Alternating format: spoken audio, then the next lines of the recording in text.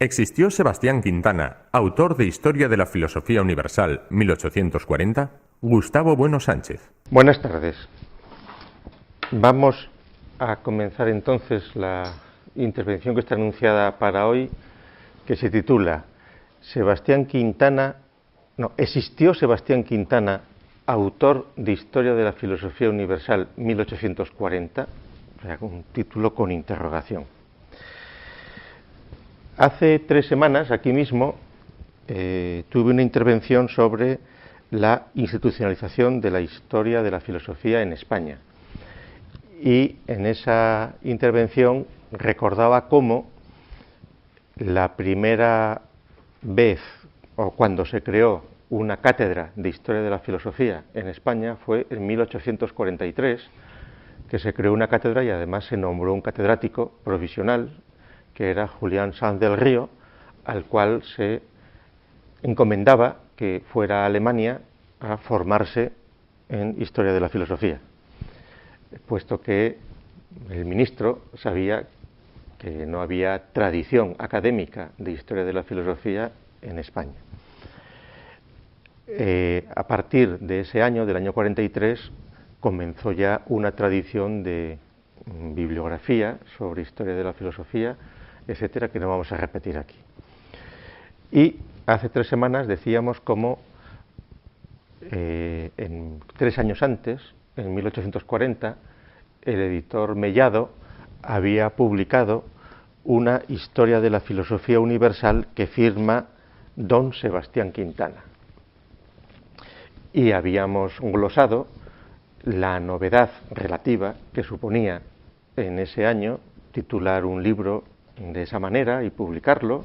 Bien, hoy vamos a hablar monográficamente de Sebastián Quintana, con la pregunta si existió o no.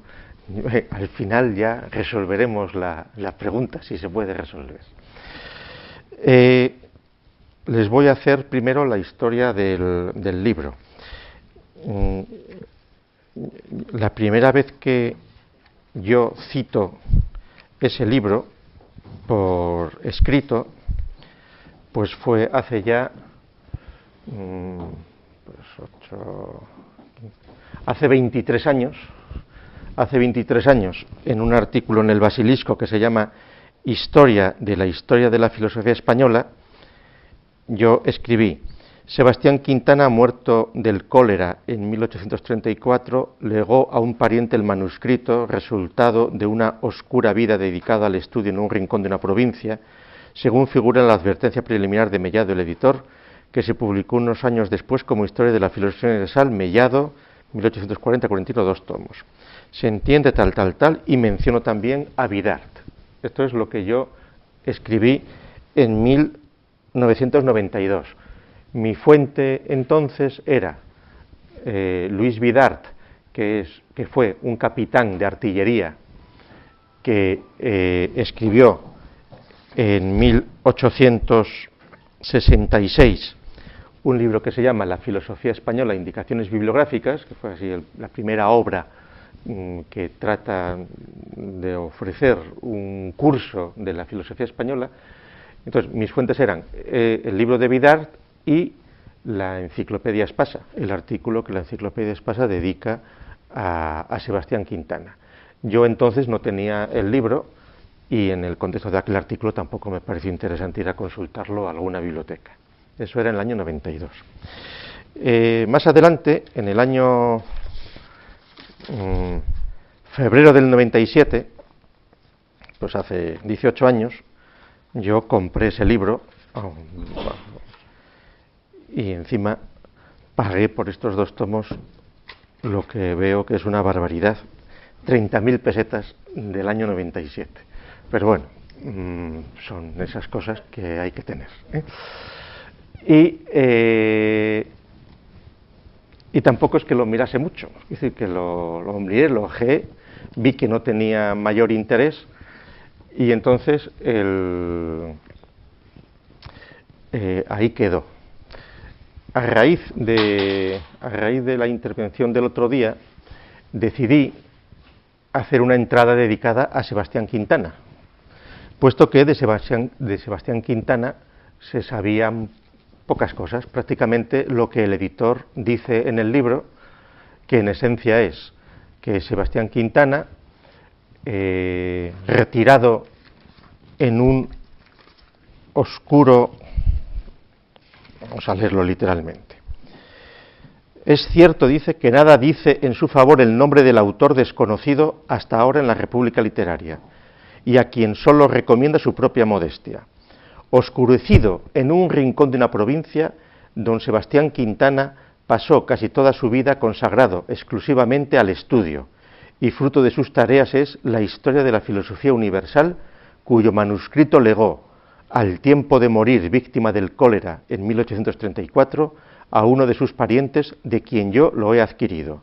Pero será por esto menos apreciable, esto es lo que dice Mellado, luego explicaremos. Claro,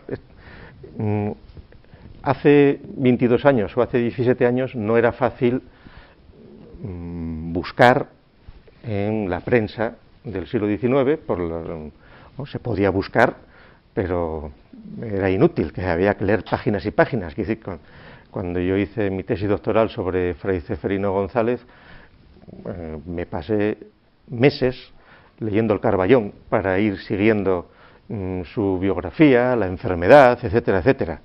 Hoy, como todos saben, hay una gran cantidad de periódicos digitalizados que tienen hecho un reconocimiento óptico de caracteres, que se puede buscar mecánicamente los textos que hay, con lo cual los recursos que desde hace 5, 8, 10 años hay a disposición de quienes están entretenidos en estas cosas son muy grandes. Con lo cual, pensé dedicarle un par de horas a Sebastián Quintana, a ver un poco de dónde venía y qué se podía documentar de él y lo que había hecho después y lo que fuera. Entonces mi sorpresa fue que antes de 1840, es decir, de la fecha de la publicación del libro, no aparece Sebastián Quintana, ningún Sebastián Quintana citado por ningún periódico, lo cual pues tampoco es una anomalía, pero es algo extraño.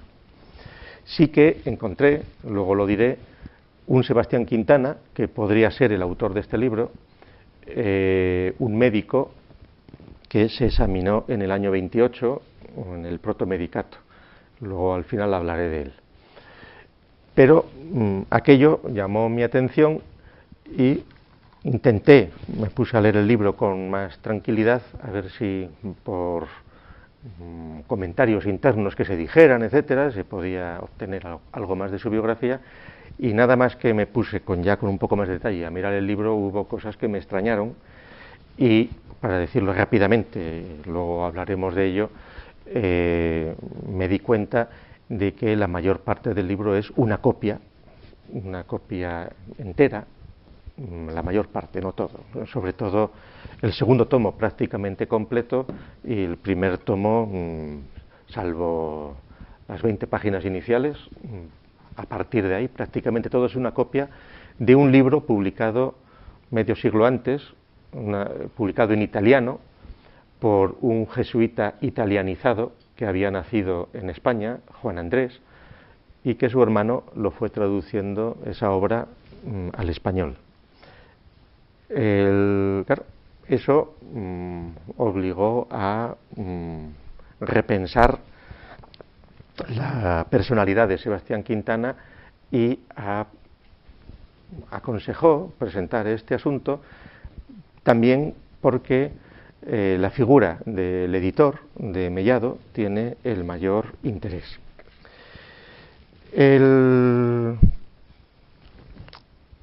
La historia del libro, o sea, ya les he adelantado la copia, todas estas cosas, pero ahora vamos a suponer que no hemos dicho nada de que el libro es un libro copiado, vamos a ver la historia del libro. ¿Qué se puede saber del libro? El libro lo publica Mellado, luego hablaré de Mellado, y los primeros anuncios del libro aparecen en los periódicos de Madrid en diciembre de 1840. El libro se anuncia para ser publicado por entregas. Mellado era joven editor entonces, llevaba 2 años como editor solo, desde el año 38, pero muy poco después a mediados de los años 40 y sobre todo en los años 50, Mellado se convierte en el principal editor de España, porque supo, no descubrió la publicación de libros por entregas, pero sí su mejoramiento. Descubrió o introdujo que en Madrid las entregas de los libros, el que había primero publicado periódicos, Mellado, que las entregas de los libros semanales las llevaban directamente a las casas de los suscriptores, con lo cual era un servicio a domicilio, y eso fue un gran salto adelante que le permitió convertirse en una editorial importantísima. La Enciclopedia de Mellado, que son 30 volúmenes, las recopilaciones de libros, es decir, que fue una industria editorial Mellado.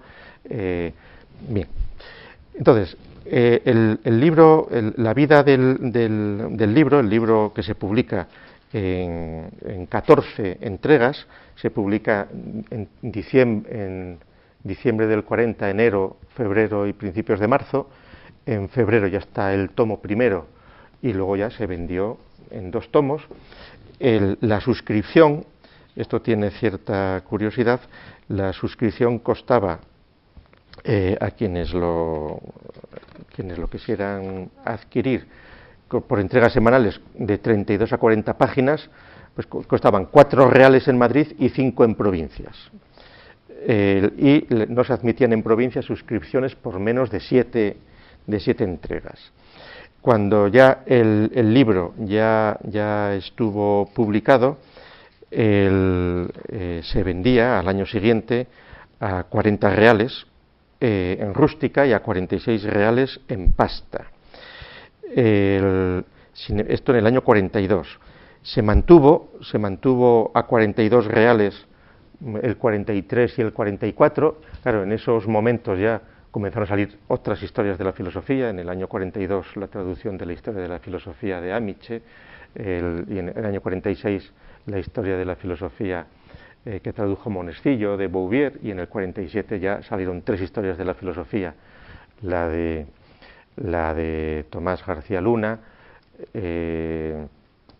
la de Balmes y la de Víctor Arnau, y el libro ya en el 48 ya estaba anticuado.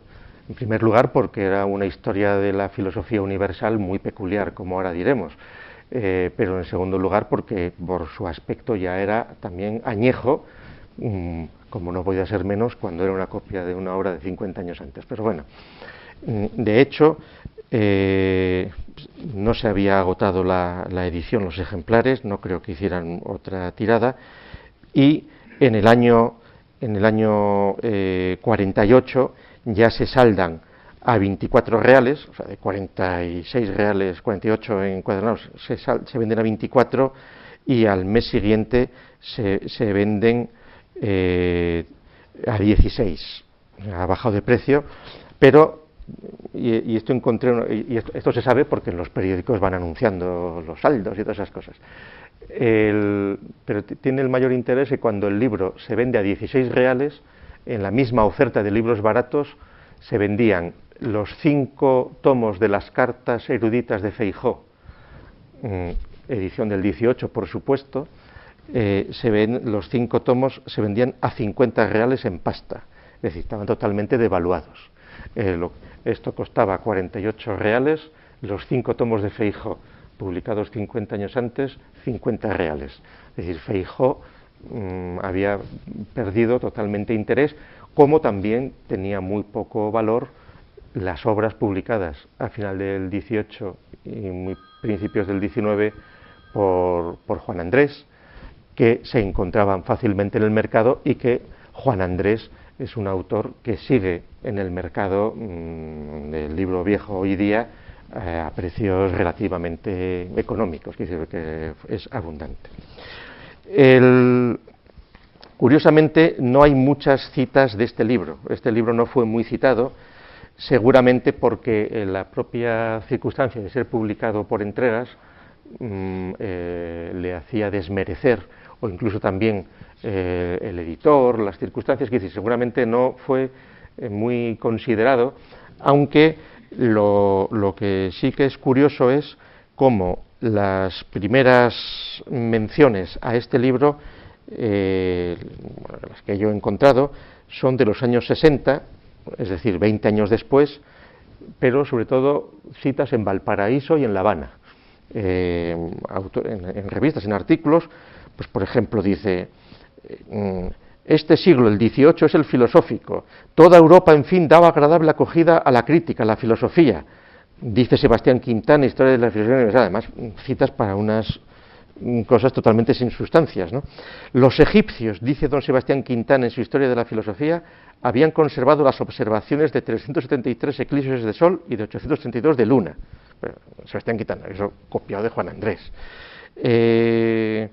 Las ciencias naturales, dice don Sebastián Quintana en su Historia de la Filosofía, fueron objeto de especial cuidado. Esto lo dice un señor en La Habana, tal, que dice que ejemplares llegaron a América y allí se tenía como autoridad. Como antes dije, Bidart menciona a Sebastián, dice el libro de don Sebastián Quintana, no menciona el libro, pone a Sebastián Quintana como uno de los autores filosóficos de España y dice, una de las primeras obras contemporáneas donde se conmemoran los nombres y se citan los elogios que han merecido de los críticos extranjeros nuestros más célebres teólogos, filósofos y publicistas, es sin duda alguna la Historia de la Filosofía Universal de don Sebastián Quintana. En las páginas de este libro se encuentran algunas indicaciones sobre nuestra historia científica, si no extensas, al menos juiciosas y no muy conocidas. Bueno, le citan otros autores. Curiosamente, la única cita crítica que he encontrado al libro de Quintana es del famoso arabista don Miguel Asín Palacios en 1906. En 1906 Asín Palacios hace una crítica demoledora de un artículo que han publicado de una persona que había muerto 20 años antes y había dejado un artículo publicado sobre la filosofía de los árabes en España, y lo había publicado en el año 1905 en una revista, Nuestro Tiempo, y Asín Palacios hace una crítica feroz a ese artículo y dice, bueno, el hecho de que ese señor haya muerto hace 20 años y que fuera coetáneo de Méndez Pelayo no tiene nada que ver, ese artículo es una porquería y entonces aprovecha para decir, toda la erudición superficial y pedante de que el autor hace gala, el difunto, es de quinta o sexta mano, en este punto concreto de la influencia de la cultura arábiga sobre la cristiana. Baste consignar que la mayor parte de sus afirmaciones se inspiran en aquel morboso romanticismo arabófilo de nuestros enciclopedistas del siglo XVIII, uno de cuyos últimos ecos es la Historia de la Filosofía Universal por don Sebastián Quintana, en 2 volúmenes. En sus páginas, se refiere a este libro, en sus páginas tropieza uno a cada paso con peregrinas tesis, que al tiempo en que se escribieron eran excusables, pero no 26 años después. Claro, don Miguel Asín Palacios tampoco capta la copia de Juan Andrés. Es decir, Asín Palacios era clérigo, pero no era fraile, y sí que le pareció el libro de Quintana como añejo, propio del morboso romanticismo arabófilo de nuestros enciclopedistas del siglo XVIII, porque efectivamente Quintana, siguiendo a Juan Andrés, es un ardor por los árabes tremendo, que seguramente tiene mucho que ver con la influencia de Cassini, del bibliotecario del Escorial, que había publicado los manuscritos de los manuscritos de los cientos de códices arábigos que se conservaban en el Escorial antes de que se incendiaran, y además había un cierto interés reivindicativo en términos españoles de los árabes, incorporándolos como españoles, para reivindicar un lugar de España en el desarrollo de la ciencia europea. Es decir, evidentemente, ni en el siglo XVIII ni en el siglo XIX, cuando se habla de los árabes, se tiene presente al Islam o cuestiones religiosas. Es decir, los árabes son unos hermanos separados que ya han quedado derrotados en el Lepanto y todavía faltaba mucho tiempo para que el proceso descolonizador de Egipto y la urgencia de extraer el petróleo de las entrañas de la tierra para mover los vehículos favoreciese la creación de hermanos musulmanes en los años 20 y de la situación que en menos de un siglo ha llegado a donde ha llegado. Pero que Asín Palacios tampoco se percata de eso. La enciclopedia Espasa, lo propio, la enciclopedia Espasa, oscurecido un rincón de una provincia, plan, que es decir, no glosa lo que se puede obtener del libro, ni una palabra más. Lo que mencioné yo en el 92, en el 98, en la obra de Gonzalo Díaz Díaz, Hombres y documentos de la filosofía española, se dedica una entrada a Sebastián Quintana. Las fuentes de Gonzalo Díaz son exactamente las mismas, el libro, el Espasa y Vidart, e incluso se atreve por su cuenta a decir: son muy escasos los datos que se han conservado en torno a la vida de este autor, nacido en los últimos años del siglo XVIII. Esto se lo inventa Gonzalo Díaz. Dice, hombre, si publicó el libro en el 40, no, si murió en el 36, pues habría nacido en los últimos años del siglo XVIII. Bien, pero vamos, eso es una conjetura verosímil que no tenía por qué ser así, porque 36 años en el siglo XIX son muchos años, que un autor tenía que haber escrito antes o ya se había muerto, pero bueno, bien, fue el cálculo que hizo. Y la última referencia así académica al libro de Quintana, pues es el trabajo de el que fue mi colega, profesor de Historia de la Filosofía Española en la Universidad Complutense, Antonio Jiménez, que desapareció ya hace 7 años, en el 2008, y que es autor de una reseña, del capítulo dedicado a los libros de filosofía publicados en España, en una historia general de la filosofía, en una historia de la filosofía que se publicó en Italia, y donde Antonio Jiménez dice: merece escasa consideración esta obra, ya que en realidad es más una historia de la civilización y de la cultura que de la filosofía.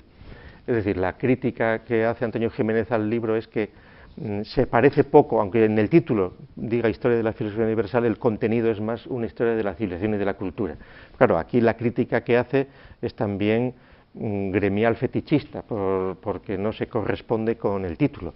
Coetáneo de este libro es La Historia de la Civilización Española de Tapia, que se publicó en el mismo 1840, 4 tomos, que se llama así Historia de la Civilización Española, que es más una historia de la filosofía que este mismo, aunque el título sea distinto. Pero bueno, bien. Es decir, que eso es un poco la historia del libro. Sobre la copia, o sobre la copia. El paralelismo de los capítulos, bueno, la copia del libro, la copia, ya les he dicho, principalmente es de Juan Andrés. Juan Andrés es el rostro que hemos puesto en el cartel, es Juan Andrés, pero más negativo, porque, por cierto, evidentemente no hay ningún grabado de Sebastián Quintana, pero tampoco lo hay, curiosamente, de Mellado, del editor. Mellado, como diremos ahora, es una persona cuya biografía es muy desconocida. Juan Andrés, nació en 1740, nació en un pueblo de Alicante, estudió en Valencia y le pilló muy joven la expulsión la extirpación o la prohibición o la disolución de la Compañía de Jesús en España. Porque quienes renunciaran a esa secta podían haberse quedado en España. Es decir, que esto es como cuando se habla de la expulsión de los judíos. Los judíos expulsos en 1492, si hubieran decidido quedarse, y ni siquiera se les exigía una conversión, sino no judaizar en público, no tenían por qué irse. De hecho, muchos se quedaron. Es decir, que hablar de la expulsión de los jesuitas ya es ponerse del lado de los jesuitas, que hubo algunos que se quedaron.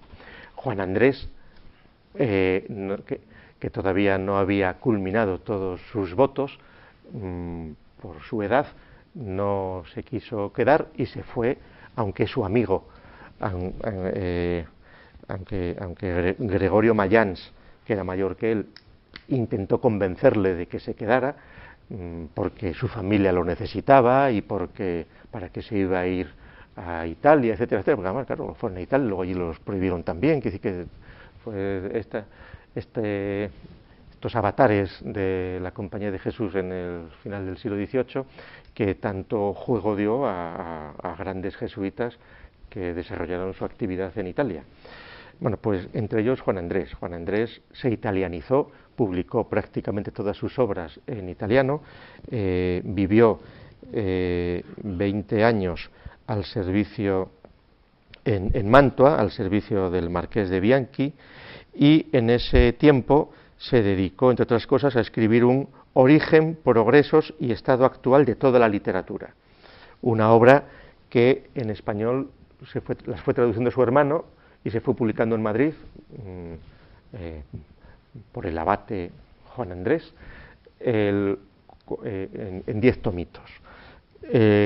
La obra en italiano son 6 tomos más grandes y de hecho quedó sin ser traducido el 6º tomo, que es de las ciencias eclesiásticas. Claro, curiosamente, estos 2 tomos de la historia de la filosofía de Quintana se corresponden con los 2 primeros tomos de la edición española de Juan Andrés, que es el primer tomo de la edición en italiano. De los 6 tomos es solo el primer tomo. Y el primer tomo que contiene el estado de la literatura en sus diversas épocas. Es decir, el primer tomo de Juan Andrés es un tomo de presentación general, porque luego ya en el tomo 2 habla de la poesía, en el tomo 3 de la elocuencia, de la historia de la gramática, en el tomo 4 de las matemáticas y de la física, en el tomo 5 de la física y de la filosofía, y en el tomo 6 de las ciencias eclesiásticas, teología y ciencia bíblica. Es decir, donde Juan Andrés habla más de filosofía e incluso de historia de la filosofía es en el tomo 5 o en el tomo 10 de la edición española. La edición de 1840 se queda simplemente con la presentación general de la literatura. Por eso, efectivamente, aunque el gran acierto, digamos, del editor de Mellado, de Sebastián Quintana, fue cambiarle el título y no poner Historia de la literatura universal, sino Historia de la filosofía universal. ¿Qué quiere eso decir?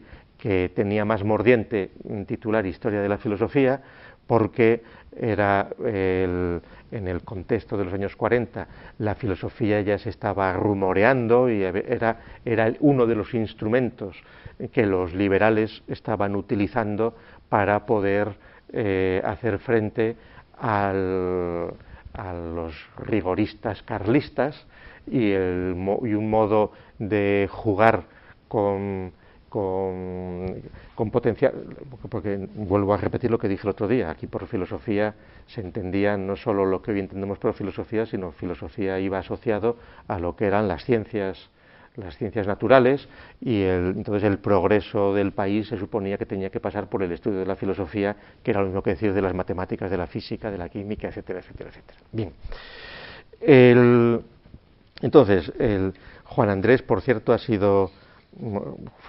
Juan Andrés fue muy olvidado, tan olvidado como que nadie se dio cuenta de la copia al ver esto, pero hace 15 años, o a finales del siglo XX, fue reivindicado tanto por el afán de la patria chica alicantino-valenciana como por el gremio de los filólogos que le han incorporado como padre de la comparatística o de la literatura comparada. Entonces, bueno, uno de esos rótulos académicos más o menos graciosos, pero que sirven para asustar al dar un toque científico a las cosas y conseguir subvenciones. Y bueno, entonces Juan Andrés ha sido reeditado en edición crítica y revisada, e incluso las partes que estaban sin traducir, como los tratados de ciencias eclesiásticas, traducidos. Pero bueno, Juan Andrés en esta película no tiene nada que ver, es el sujeto paciente de ser copiado. ¿Cómo copia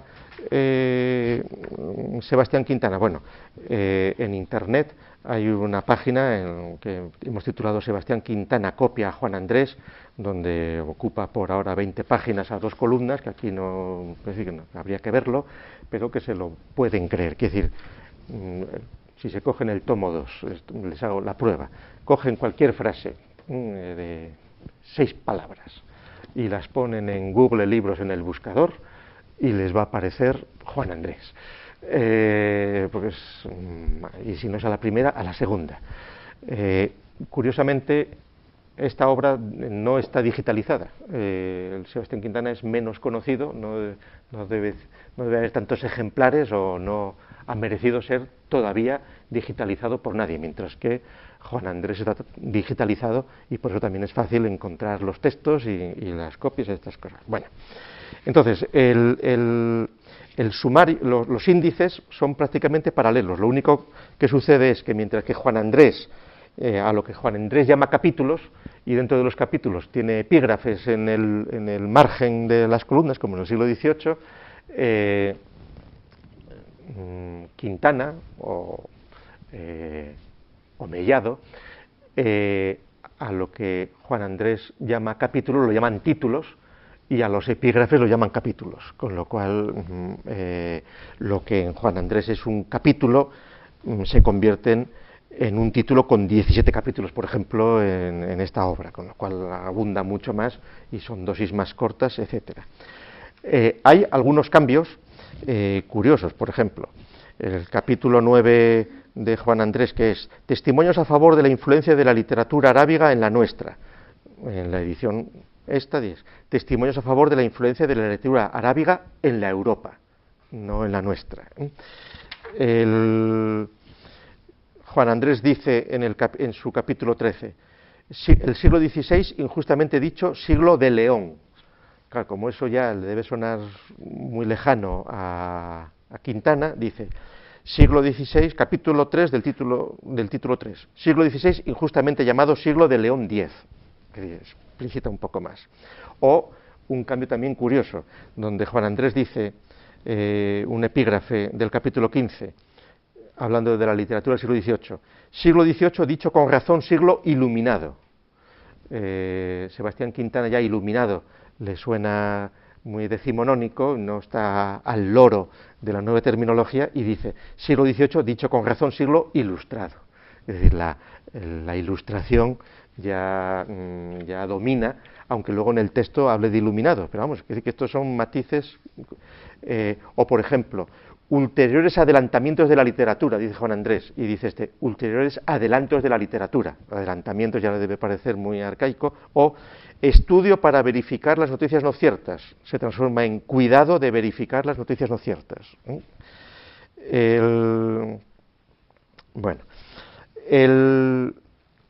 A veces los cambios, prácticamente el primer capítulo es más o menos original del autor, sea quien sea, pero a partir de muy pronto los cambios con respecto a Juan Andrés son mínimos y el tomo las 3/4 partes del tomo primero y el tomo segundo entero son prácticamente literales. Es decir, como pueden ver en esta página, puesto a 2 columnas, es prácticamente igual, copiado, pero incluso una copia que permite dudar, como luego diremos, que haya habido un manuscrito por medio, es decir, que es como si estuviera copiado directamente el tipógrafo del propio libro. Hombre, están ajustadas, hay cambios de Gs y de Js y a veces la puntuación y a veces unos mínimos cambios que son por error. Hay uno que puede ser significativo, que es una línea entera de Juan Andrés se salta, porque es la típica errata que había antes en los libros, 2 líneas que terminan por la misma palabra, y entonces te saltas la línea cuando se tecleaban los libros y no se hacían otras cosas. Y los cambios son mínimos, algunos modernizando términos, como por ejemplo, a dilatar más y más su dominio cambia a extender más y más su dominio. O finalmente, al concluirse el siglo V, por fin, al concluirse el siglo V. el trato que empezaron a tener con los griegos, el placer que recibían de su poesía, el gusto que sentían en sus teatros, dice, el trato que empezaron a tener con los griegos, el placer que recibían de su poesía, el contento que experimentaban en sus teatros en lugar de contento, en lugar de gusto. O lo que pertenece al buen gusto, lo que toca al buen gusto. Pero vamos, eso es un cambio cada varias páginas.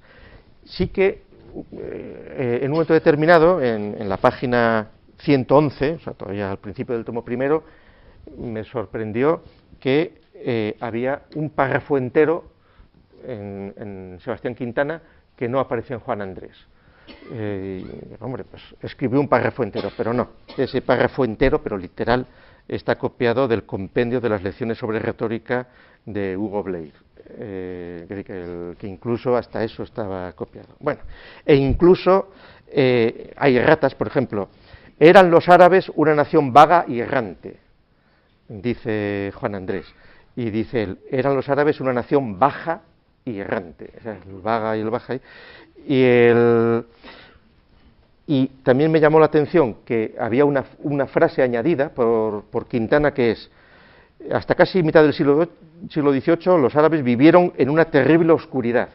Me llamó la atención la terrible oscuridad y efectivamente los árabes y sarracenos también hasta la mitad del siglo VIII vivieron en una terrible oscuridad, es literal de la historia de la filosofía de Almeida, el portugués, publicada también en el siglo XVIII. Quiere decir que la mezcla, bueno, o por ejemplo, un cambio también, 70 librerías públicas se veían abiertas en España por los árabes, dice Juan Andrés.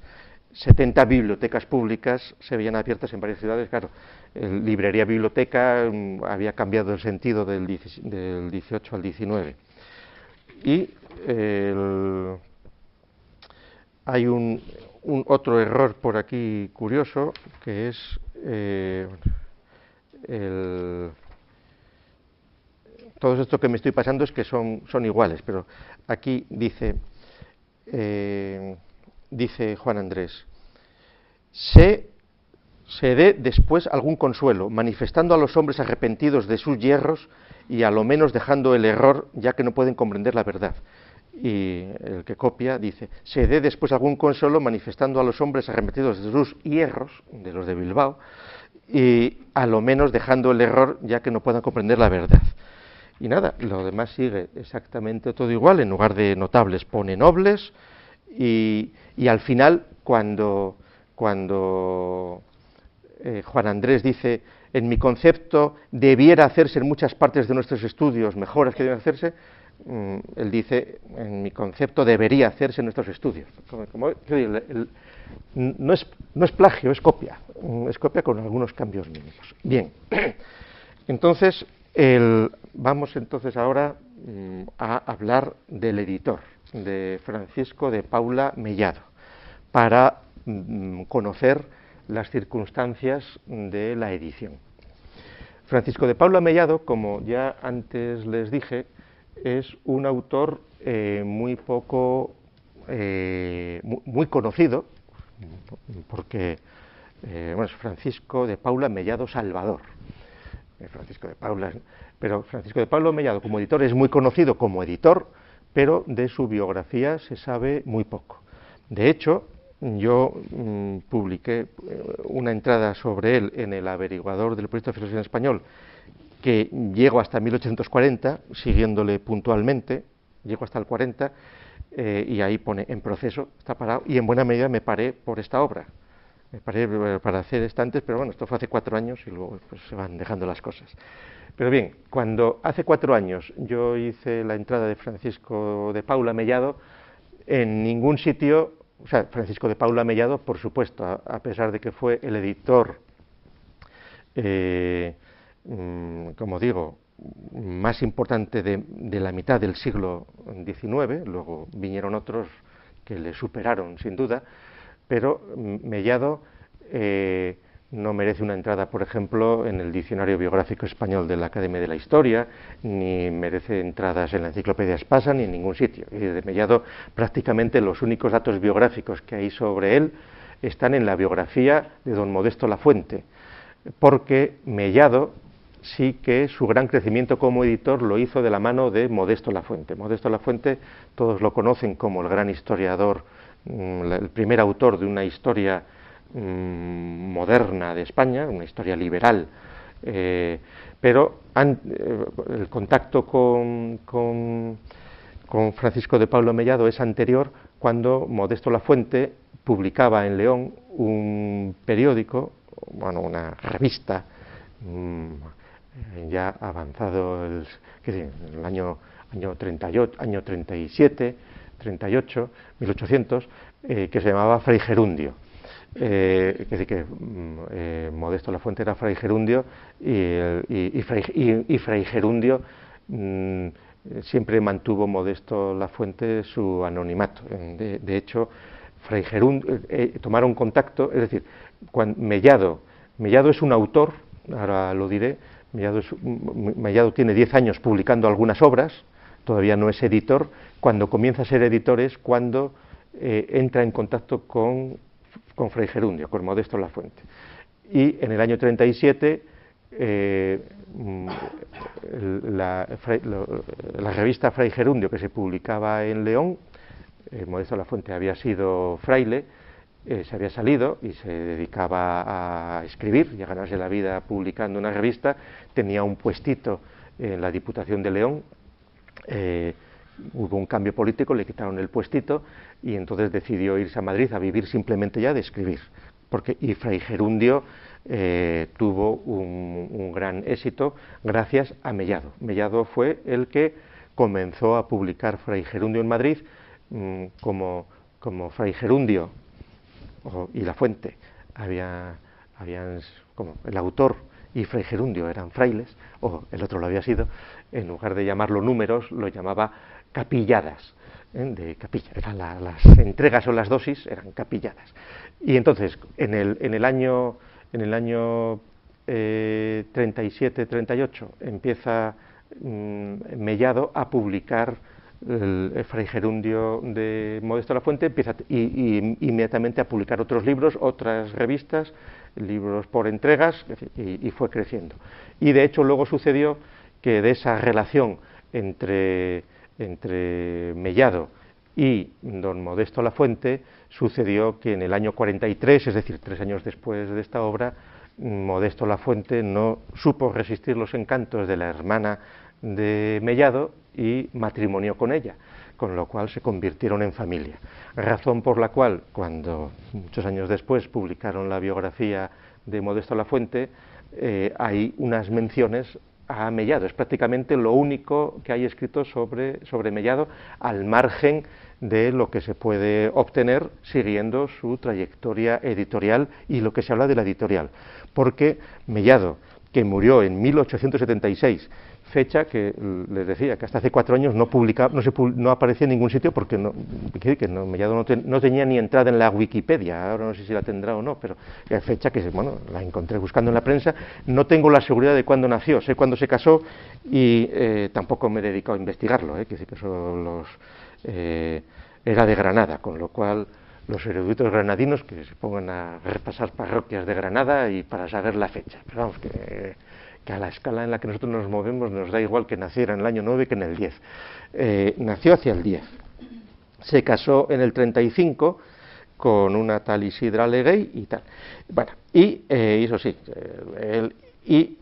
Mellado tuvo un hijo que se llamaba Fernando Mellado Leguey, que fue luego catedrático de universidad y que murió en el año 12. Y curiosamente, en las necrológicas del catedrático Fernando Mellado, el hijo, no aparece ninguna mención a su padre, ni a la editorial. Es decir, Mellado quebró en los años 70, Mellado se metió incluso a banqueros, es decir, que tuvo una aventura empresarial muy entretenida y claro, quedó superado por los avances tecnológicos y cosas así. Y entonces, pero qué sorprendente es esa voluntad de distanciamiento del hijo respecto del padre. Este catedrático Mellado tuvo una hija que se llamó Carmen Mellado y Núñez de Arenas, que murió muy joven y que dejó dos huérfanos. Dejó dos huérfanos que curiosamente cuidó de ellos parte de la familia, que eran los de la editorial Calleja, tenían vínculos con eso, y uno de esos hijos de Carmen Mellado, es decir, bisnieto de Mellado el editor, es Manuel Gutiérrez Mellado, el heroico defensor de la honra española, el 23F, sin amilanarse, allí en el Congreso de los Diputados. Pues era bisnieto del editor, de Francisco de Paula Mellado. Bien, que así ya ven que queda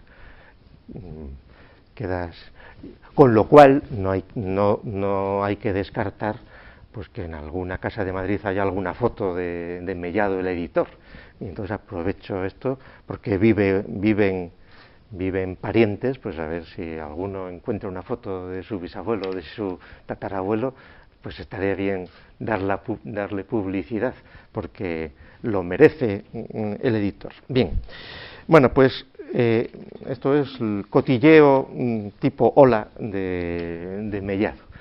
El Mellado, que nace hacia el 10, cuando publica su primer libro en el año 21, en el año 31, con 21 años. En el año 31 publica un libro como autor, no como editor, y lo titula La tertulia de invierno, su autor, don Francisco de Paula Mellado. Claro, este es un libro de ocasión para... es literatura, la tertulia de invierno, él mismo lo dice, es la primera, hay muchos libros que se llaman tertulia, pero ninguno tertulia de invierno, y este es un libro con acertijos, con entretenimientos, con novelitas que sirvan para pasar las largas noches de invierno de la burguesía madrileña aburrida en 1831. Y él dice, en este libro, dice, los anuncios decían, la generalidad de su plan hace que contenga una novelita traducida del francés titulada La razón sujeta al amor o la constancia premiada. Es decir, él en el libro que firma con su nombre, La tertulia de invierno, él avisa que introduce la traducción de una novelita del francés, novelita de la cual no dice ni su autor ni nada, quiere decir que aquí no, pero bueno, lo avisa, y es relativamente fácil de localizar, porque los personajes de los que son las historias de un tal Alindor y Laura, y entonces, pues sabiendo que es del francés, pues era una novelita publicada ya en el siglo XVIII por...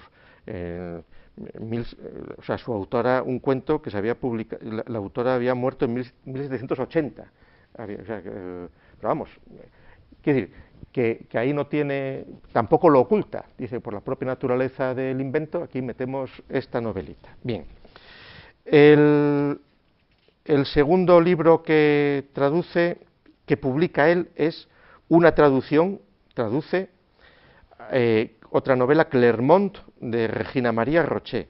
Tampoco la publica él, la publica una imprenta de Fuentenebro. Es decir, yo sospecho que estas primeras obras que él traduce y que él escribe, en parte traduciendo o traduciendo directamente, que él hacía funciones de editor, aunque no figure como tal. Es decir, que nadie se las publicaba, que seguramente él corría con los gastos de la publicación y luego las vendía, porque va cambiando de imprenta, y entonces, bueno, pues pone anuncios, bien.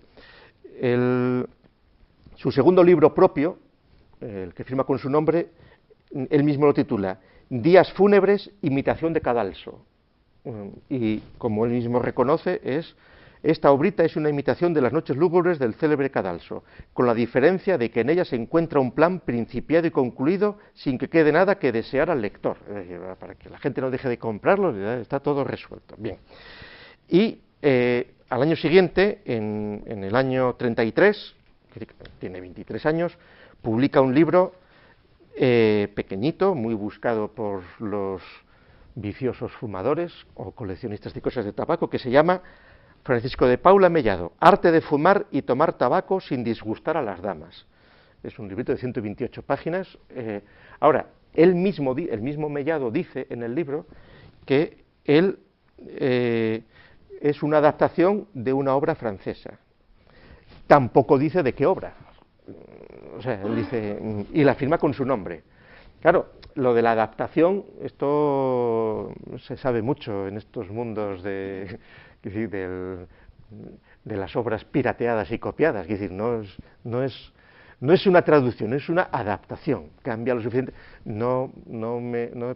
Aunque la obra de la que he localizado, la obra de la que copia, que es una obra de un tal Emilio Marco Hilario, el arte de fumar y sin molestar a las mujeres en 14 lecciones con noticia etimológica y tal, bueno, pues que decir que no he echado el tiempo en ver la adaptación en qué consiste. Eso, pues, algún fumador que quiera hacerlo o alguien que no sepa sobre qué hace la tesis doctoral, si se la admiten, pues como hay de todo, pues puede valerle. Como les decía, lo más probable es que Mellado ejerciera de editor en la sombra, porque siempre en los anuncios que publica en los periódicos los libreros son siempre los mismos. Es un librero de Cádiz y utiliza la Gaceta del Diario de Avisos de Madrid para anunciarlos. Bueno, en el año 36, por fin, es decir, muerto Fernando VII en el 33, cambia la ley de prensa. Mellado, con otros varios, pide permiso para sacar un periódico y ya en el año 36 aparece su periódico, su primer periódico, que se llama La Estafeta, que durará 2 años. Por los datos que dice el biógrafo de Modesto Lafuente, él, trabajando muy poco, probablemente trabajaba en un periódico de taquimecanógrafo, o sea, cogiendo discursos y tal, o sea, precedente al periodista, que todavía faltaban unos años para que doña Emilia Pardo Bazán hiciera la glosa del periodismo y cosas así, y se legislara, creo que fue en 1856, que los autores tenían que firmar los artículos y tal y cual, que sí, hasta ese momento no tanto por cuestión de derechos de autor, sino para obligar a los directores de los periódicos, para que hubiera un responsable de lo que firmaba y no fuera siempre el director del periódico, como era en el siglo XVIII y la primera mitad del siglo XIX, que el responsable era el director del periódico, pero normalmente desde el siglo XVIII el director del periódico era un hombre de paja, solía ser el palafrenero del conde que financiaba el periódico y que era el que se pasaba en la cárcel el tiempo que correspondía como editor responsable. Pero bueno, es decir, la legislación cambió, creo que fue en el 56, cuando ya dijeron, no, esa trampa ya no nos vale, que se firme con su nombre. Bueno, pues digo que Francisco de Paula Mellado empieza su periódico La Estafeta, que llegó a publicar 537 números y que cascó en el 38. Es un periódico que se puede consultar entero, está todo entero digitalizado, ya aparece como imprenta de Francisco de Paula Mellado, es ya el impresor.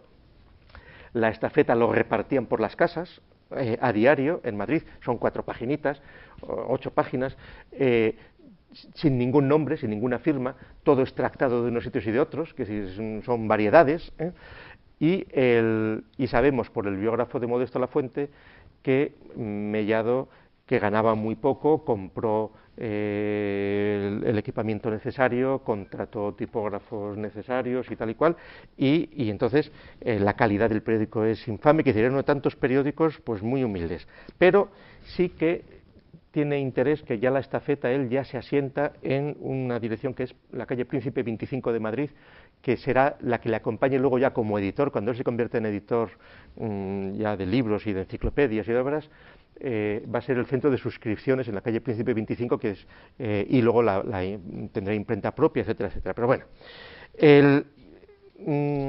La Estafeta solo ofrecía refritos y, claro, estamos en pleno combate fratricida con los carlistas, con la derecha primaria carlista, y tanto Mellado como Lafuente son izquierdistas liberales en ese momento, aunque luego asistirá a la crisis de la izquierda liberal y de la izquierda que va a empezar a ser anarquista, socialista, cuando los liberales pasen a ser la derecha liberal. que se le toca esa transición en los años 50, 40-50, le afecta totalmente a Mellado y eso es un asunto que tiene su interés seguir.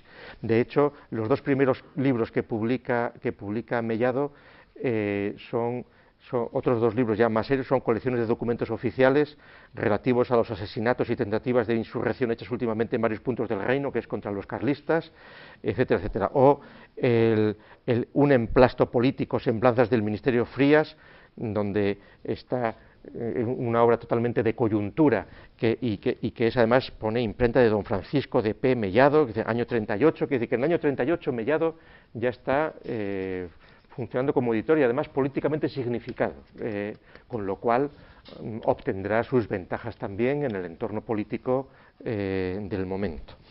Después de Fray Gerundio publica La Mariposa, un periódico de literatura y modas, Cervantes y Velázquez, periódico de literatura y artes, La Francia al día, claro, esta es una obrita que tampoco se menciona ni autor ni obra, que es también traducida y cosas así. Es decir, que cuando Mellado publica esta obra es todavía un editor muy incipiente, donde sobre todo está publicando fascículos, periódicos y obras por entregas, y donde seguramente tuvo la habilidad o la coyuntura de que una obra que era novedosa respecto de lo que venía publicando, que era una historia de la filosofía universal que iba a tener público, aunque él en la nota introductoria que pone en el tomo primero a los lectores, que la firma él, dice, es decir, se presenta como haciendo un servicio a España, dice, ningún mérito hay por mi parte más que el de acometer semejante empresa en circunstancias que no son ciertamente las más a propósito para encontrar lectores. Año 40. Hago justicia, no obstante, a mi país tan injustamente calumniado. Estoy seguro de hallar simpatías en todos los hombres que aman positivamente los progresos del entendimiento. Que aman positivamente los progresos del entendimiento. Que es un progresista, un positivista en 1840, liberal, pero si me engañase, o sea, si fuese un fracaso, si mis esperanzas no se realizan, me quedará el consuelo de haber cumplido con mi deber. También. Bueno, entonces, que el editor entonces tiene antecedentes de traducir sin citar y anteriores, y los posteriores son totales, es decir, la enciclopedia de Mellado es prácticamente un calco, la mayor parte de artículos de enciclopedias francesas, la mayor parte de los autores que escriben en la enciclopedia son negros que no firman los artículos, van sin firmar, alguno sí que deja pistas de quién es el autor, porque dice, en otro artículo que publiqué digo tal, y se puede saber qué es, pero vamos, quiere decir que los 30 tomos de la enciclopedia de Mellado van sin firma, etcétera, etcétera. Pero quiere decir que por los usos del editor perfectamente se puede entender que esta obra, que publicada por entregas, pues sea una síntesis de obras que se pillan por ahí. Les había dicho, y en el vídeo que hemos hecho anunciando esta sesión aparecen unas fotos que sí que he encontrado un Sebastián Quintana, además observen que él pone don Sebastián Quintana, llamarle don no es tampoco ingenuo, es para que se sepa que no es un clérigo el autor, que hay una voluntad también ahí sin duda de desmarcar lo que tiene que ver de la filosofía, una historia de la filosofía con la literatura eclesiástica, que era la más dominante. Entonces hay un Sebastián Quintana que se puede encontrar buscando en el buscador, bueno, en el catálogo colectivo de archivos españoles, pares, aparece Sebastián Quintana en el Archivo Histórico Nacional, Real Colegio de Medicina, aparece el expediente de Sebastián Quintana Ujarabi, en 1828, alumno del Real Colegio de Medicina, natural del Valle de Trucios, diócesis de Santander, un expediente paramédico. Entonces es el expediente de quien se quiere examinar del protomedicato. Entonces, gracias a a Iván Vélez, que ha tenido la amabilidad de ir a consultar al Archivo Histórico Nacional esos documentos, pues podemos saber que Sebastián Quintana Ujarabi era alto de estatura, de color blanco, de ojos azules, de pelo castaño, de nariz grande y de barba poca. Y este señor, pues su padre, Lucas Quintana, era cirujano y residentes en el Valle de Trucios.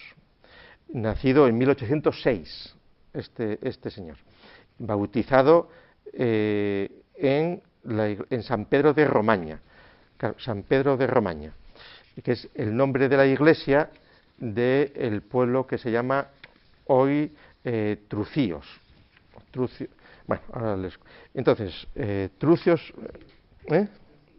en Vizcaya, Trucíos, y el otro también, pero lo escriben sin acento, Trucios. Es que unos lo ponen con acento, otros sin. Es Trucios, bueno, pues Trucíos, vale, tú eres de allí además. Pues Trucíos. Entonces, es que he hablado con el párroco del pueblo, y entonces resulta que es Trucíos. En el siglo XIX se llamaba Valle de Trucíos, pero después ha ido cambiando de nombre, está al lado de las Encartaciones, que eso pasó que entraron a final del XVIII en Vizcaya, y entonces hay un Trucíos en Cantabria, en Santander, que está a 5 kilómetros del otro, que pasa el tren, y el otro está en Vizcaya. Pero las propias enciclopedias vascas reconocen que es un pueblo donde se hablaba, ahora ya con la inmersión lingüística, no, donde se hablaba español, dice una enciclopedia vasca famosa, dice, no hay constancia de cuándo se perdió el vascuence, ¿no? Cuándo se perdió o si nunca se había ganado, pero bueno, bien, esos son ya detalles frívolos. Pero bueno, a lo que voy, este Trucíos es un pueblo pequeñito, y en el vídeo ese que hemos puesto, pues ponemos unas fotos de Trucíos, porque este señor nació allí y evidentemente el oscuro lugar, el apartado rincón de una provincia podría ser ese si el Sebastián que firma este libro fuera el Sebastián Quintana Ujarabi. Este señor, nacido en el 6, en el año 27 era bachiller de medicina en Valladolid, hizo los 2 años de prácticas en Valladolid y en clínica, y entonces una vez hechos los 2 años de clínica solicita en el 29 examinarse de médico en el protomedicato, y en el enero del 30 le examinan y la aprueban, es decir, con 24 años, en el año 30 ya era médico. Luego es verdad que este Sebastián Quintana Ujarabi no aparece referencia de él posterior.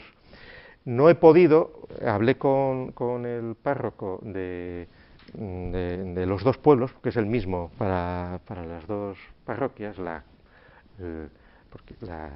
pertenecientes a la diócesis de Santander, antes a Burgos, ahora ya estarán divididos, pero bueno, el párroco es el mismo, porque podría haberse dado la circunstancia de que en el libro de bautismos apareciese la anotación de que había muerto, si hubieran sido cuidadosos, pero no se ve que no tienen allí ya los documentos, no he encontrado, bueno, no descarto que pueda aparecer alguna cosa, pero tampoco tiene mayor interés, es decir, no es fácil que los de Trucíos quieran reivindicar a un Sebastián Quintana presunto copión, aunque el pueblo de Trucíos sí que es un lugar donde nacieron figuras importantes del obispado, de la iglesia, jesuitas, que es el típico pueblo castellano, o de la diócesis de Burgos,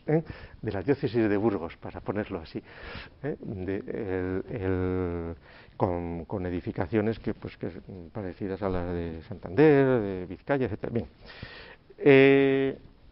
Entonces, que existe ese personaje.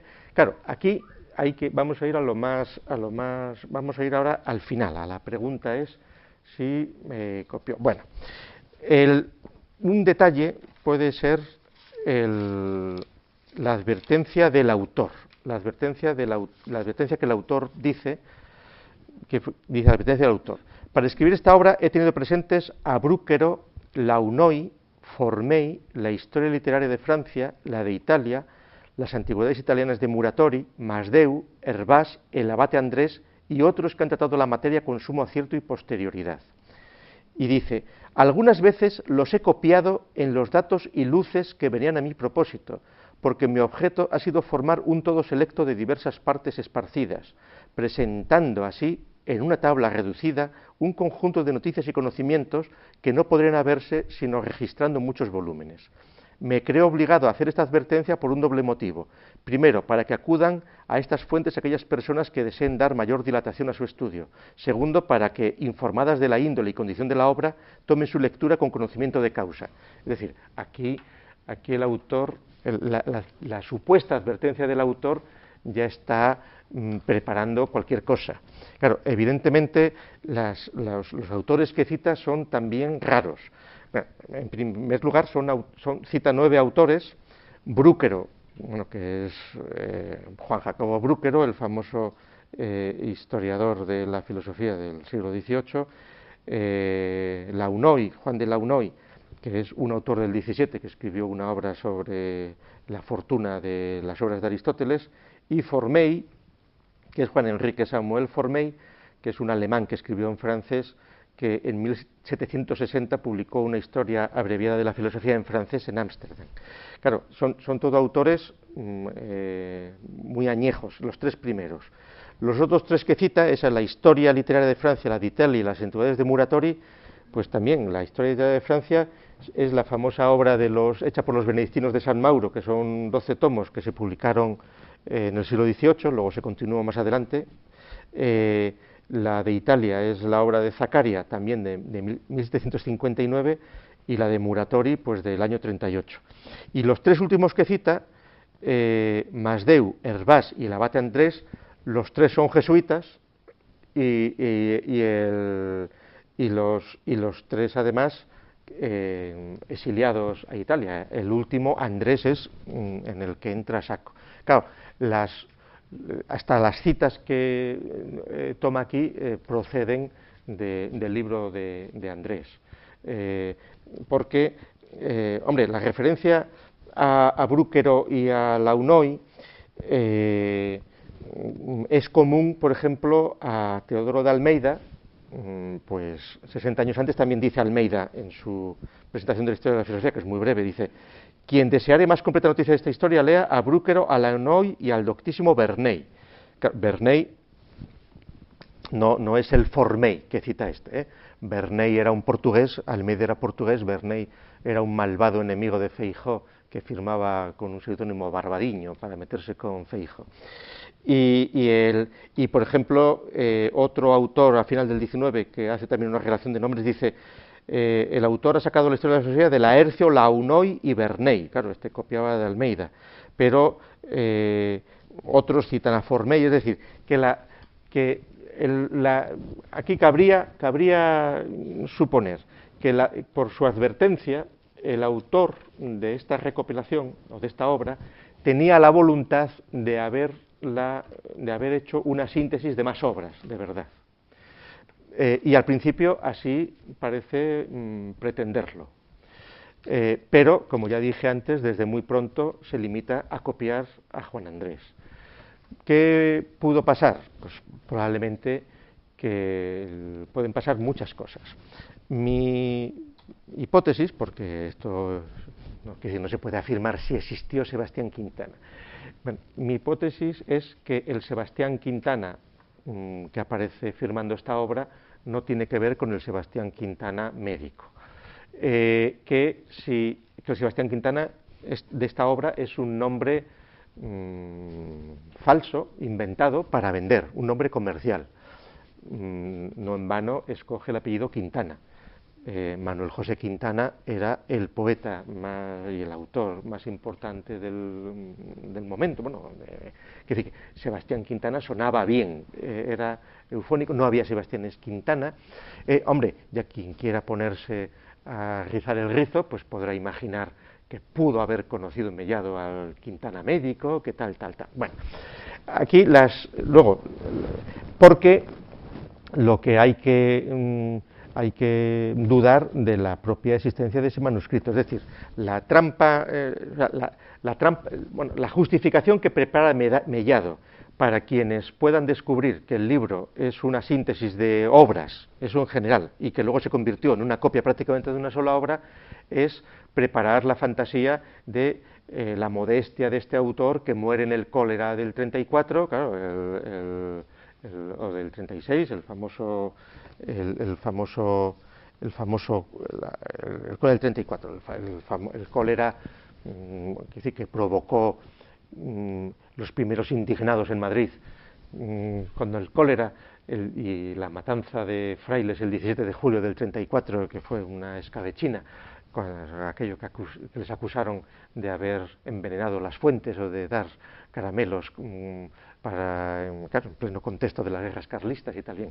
Entonces, el cólera del 34, que fue un desastre, era una disculpa buenísima para buscar, porque claro, si de verdad hubiera existido ese Sebastián Quintana, no tendría por qué haber ocultado ni el apartado lugar ni la provincia, hubiera dado más datos del autor, no se dice absolutamente nada, es decir, que se mantiene en el anonimato. Hombre, podría imaginarse la siguiente posibilidad, que ese familiar hubiera encontrado un manuscrito y lo hubiera vendido, y podríamos encontrarnos en el caso que analizó Elena Ronzón y que sucedió con Juan Sánchez Valdés de la Plata. Juan Sánchez Valdés de la Plata en el siglo XVI fue un médico que dejó un montón de anotaciones, dejó un libro escrito, pero no lo publicó ni lo quiso publicar. Y muerto lo publicó su hijo, que se llamaba Juan Sánchez Valdés de la Plata. Durante mucho tiempo los autores han discutido cómo podía ser que Juan Sánchez Valdés de la Plata, el médico, no encajaban las fechas, claro, porque no se habían dado cuenta de que tenían el mismo nombre padre e hijo. Elena Ronzón, que estudió el asunto, y además es una obra que se llama Historia de la Antropología del Hombre y tal, ¿no? Historia del Hombre. Entonces, Elena Ronzón lo que descubrió que eran dos personas, padre e hijo, y luego también, cuando se puso a estudiar ese libro, descubrió que el libro de Juan Sánchez Valdés de la Plata, que ensalzaban todos los historiadores de la antropología española, era un plagio completo, era un plagio, una copia, pero con algunas anotaciones personales, pero seguramente porque el autor no tenía nunca voluntad de publicarlo. Fue el bobo del hijo que encontró allí el manuscrito del padre y dijo, pues voy a publicar esto que fue lo que había escrito mi padre. Claro, podría suponerse esa hipótesis, es decir, un familiar que se encuentra en unas notas que tomó el autor y las vendió. Y entonces, claro, esa era la disculpa que siempre tenía el editor para decir, yo no lo sé, yo lo compré y por eso no da más datos, ¿no?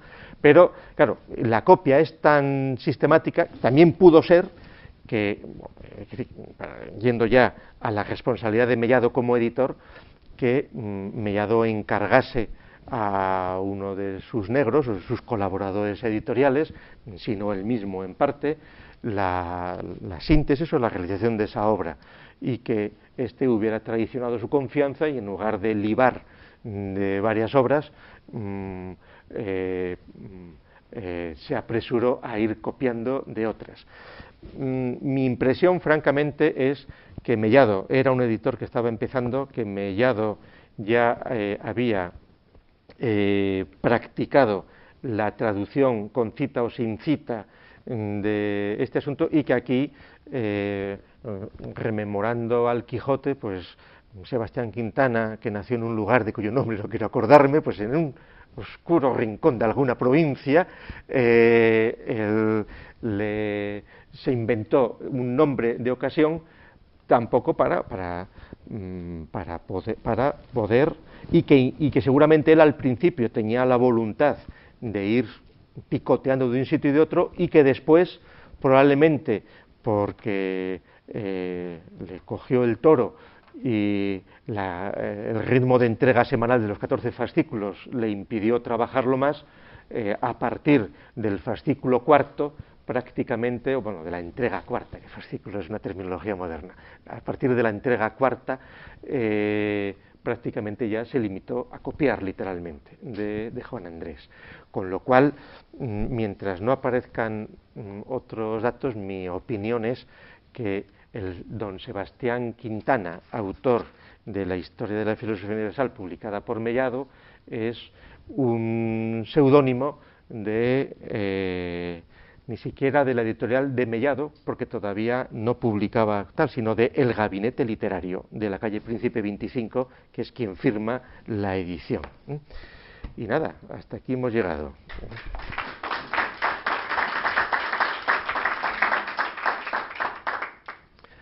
Sí. No, nada, yo nada más felicitarte por esta labor de haber demostrado que, porque parece lo más plausible, que fue al propio Mellado directamente, sin escribir manuscrito ninguno, ¿no?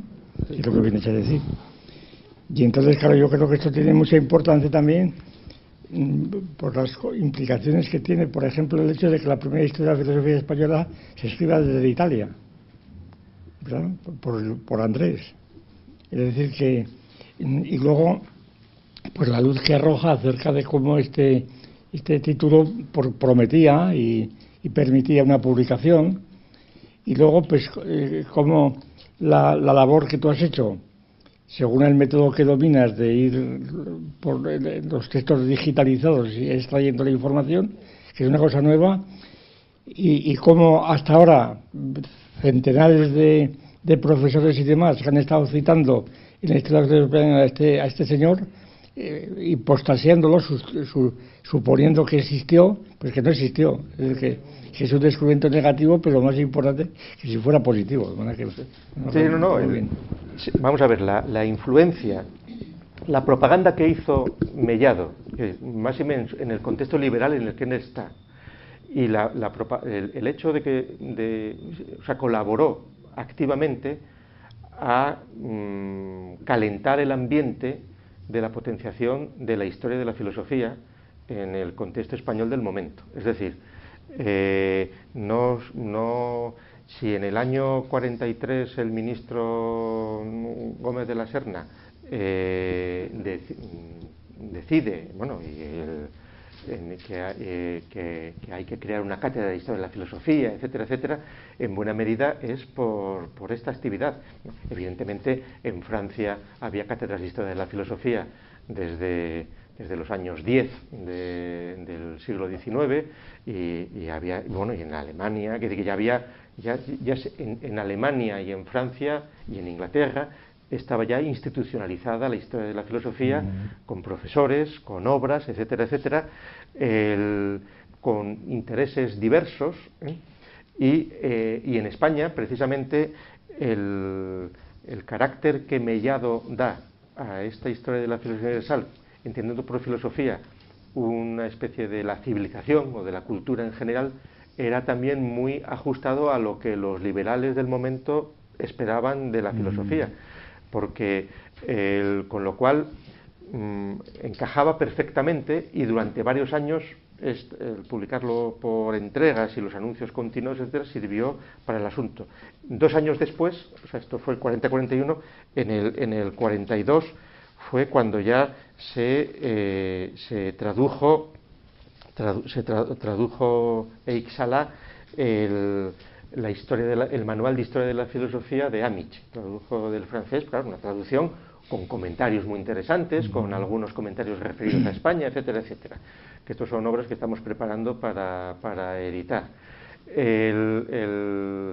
Y en el año 43, como dije, ya se crea la cátedra, es decir, está en un ambiente favorable a la filosofía, porque no hay que olvidar lo que dije el otro día, que la idea que de los filósofos y de la filosofía estaba dominando todavía en España hasta entonces, hasta que los liberales, muerto Fernando VII, y en la regencia de María Cristina y de Isabel, pues la imagen de la filosofía que había era la filosofía como la Ilustración, el materialismo francés, la revolución, el enemigo de la religión, que era lo que se sintetiza en las declaraciones aquellas del preservativo contra la irreligión o los planes de la filosofía del padre Vélez, de Anguita, llamado En el siglo. Y entonces, aquel preservativo contra la irreligión del año 1812 era el que todavía seguía mandando, porque, claro, no hay que olvidar que Balmes no va a publicar su curso de filosofía hasta el año 47 y no lo va a hacer hasta que la filosofía, hasta que el año 43 no se haga la facultad de filosofía, se cree filosofía, pero vuelvo a repetir, facultad de filosofía donde incluye matemáticas, física, todo lo demás, y donde la filosofía entonces, y en estos años es cuando están empezando también a moverse aquellos que promueven desde posiciones liberales la necesidad de estudiar la filosofía española, el pensamiento español, para poder encontrar una sabiduría que encaje mejor con las características del pueblo español, en plan romántico, y no solo con las traducciones que vengan de Francia y de Alemania, etcétera, etcétera. Cuando a Sanz del Río le mandan a estudiar filosofía a Alemania, ya lo hacen ex profeso, porque claro, ya Krause ya es conocido, que ya hay una voluntad de no conformarse con el eclecticismo francés de Cousin, ya era más conocido lo francés, porque dice que ya se había traducido el Isalá en el año 42, que dice que está en ese contexto. Entonces, el oportunismo de Mellado es total, que decir, ahí se ve que está totalmente conociendo cuál es la sensibilidad del momento. Y objetivamente esa publicación, que se supone que tú, bueno, no lo mencioné antes, pero claro, Modesto Lafuente, digamos, revestido de Fray Gerundio, es el primero que en la revista Fray Gerundio dice, mi hermano Mellado, dice Fray Gerundio, mi hermano Mellado acaba de publicarse el tomo primero de tal, ya está publicado entero el tomo primero, que es recomendable, tal, quiere decir que ahí se jaleaba la obra y había muchos anuncios, y en ese sentido, quiere decir que digamos, lo de don Sebastián Quintana fue un verdadero acierto por parte de Mellado, es decir, si él lo hubiera dicho, evidentemente, de Juan Andrés no se acordaba nadie entonces, como de Feijóo tampoco. Y si hubiera dicho, vamos a reeditar a Juan Andrés, pues se hubieran arruinado. ¿Qué decir, ¿por qué no? Es decir, que Juan Andrés se publicó en el Antiguo Régimen al final del siglo XVIII y no llegó ni siquiera a traducirse los últimos tomos porque no interesaban. Porque lo de las ciencias, quiere decir que Juan Andrés dejó de publicarse en 1806, que ya era del Antiguo Régimen, esto estaban a la última, y por eso esos cambios, esos matices y el progreso y tal, que eso tiene el mayor interés. Una de las cuestiones que yo creo que tiene una gran importancia, bueno, a mí me ha interesado mucho, en función del tema esto que hemos hablado muchas veces, de cuándo se rompe el bloque filosofía-ciencia. Es decir, después de la escolástica, claro, a la escolástica sucede el cartesianismo en Europa y luego Wolff en Alemania, pero en fin, vamos a hablar del cartesianismo. Claro, allí el bloque filosofía y ciencia está fundado y establecido, porque han aparecido las nuevas ciencias, es decir, Galileo, Copérnico, etcétera, Descartes mismo, y entonces los principios de Descartes son es decir, lo que luego queda de Descartes son los prólogos, el discurso del método y demás. Pero el discurso del método, que es la gran obra de filosofía moderna, como se dice, es simplemente un prólogo para justificar el tratado del mundo, etcétera, etcétera, y la naturaleza. Luego, con Newton se consagra el bloque todavía, ¿verdad? Porque el título de la obra de Newton sigue siendo Principios de la filosofía natural. Es decir, sigue la filosofía, empieza con el positivismo, empieza ya a establecer una distancia que culmina con el neopositivismo, en donde la ciencia es la no filosofía, precisamente. Pero aquí no, aquí todavía sigue el bloque funcionando, parece ser, ¿no? Aquí la filosofía incluye, pues, astronomía, matemáticas, bueno, sí, pero ya paralelamente todos los historiadores de la filosofía que él dice que va a seguir, o sea, Brooker, etc., los otros ya están reconstruyendo una tradición histórico-filosófica que será la que luego se no, por instaure, supuesto, pero que inicialmente viene a ser solo la filosofía de la antigüedad, viene a ser Diógenes Laercio, claro, al principio, sí. Y luego ya van incorporando pues con lo que hace él a Bacon, a Descartes, que él divide, Sebastián Quintana,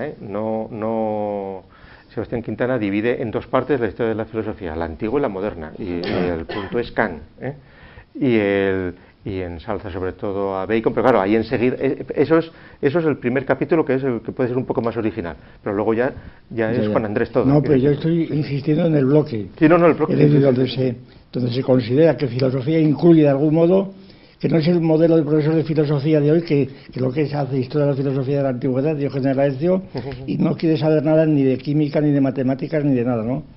Y frente a esto, esta orientación, pues que además tiene muchos representantes, pues los más gordos son, sin duda, Descartes, Newton y Leibniz, ¿verdad? El propio Krause, que era matemático, y muchos más, el propio Hegel, Kant mismo, que cuando desarrolla cuestiones puramente científicas, positivistas, pero la clave yo creo que está cuando empieza a romperse el bloque en serio, no a fragmentarse, a romperse en serio, que es precisamente, sobre todo, es el neopositivismo. Y ahora, es decir, la situación actual es que un científico que se precie tiene que asegurar al principio que no quiere nada que ver con la filosofía. Por eso esto se ve claramente en psicología. Los psicólogos se han pasado toda su vida demostrando que la psicología no es filosofía, y lo siguen haciendo, ¿no? Y así todos los demás. Y entonces, por eso estas situaciones son muy interesantes para esta cuestión, y yo creo que es muy importante para el planteamiento de la cuestión de qué significa filosofía. Bueno, pues entonces yo le quiero reconocer a Gustavo Bueno Sánchez dos méritos, ¿no? Si enlazamos esta intervención suya con la de hace 3 semanas, y es que nos pone ante una faceta de la historia de la filosofía que es la otra cara, ¿verdad? Y es el hecho de que todo lo que se conoce como historia de la filosofía pues no es tan nítido, limpio, sino que hay una faceta pues oscura, turbia, ¿no?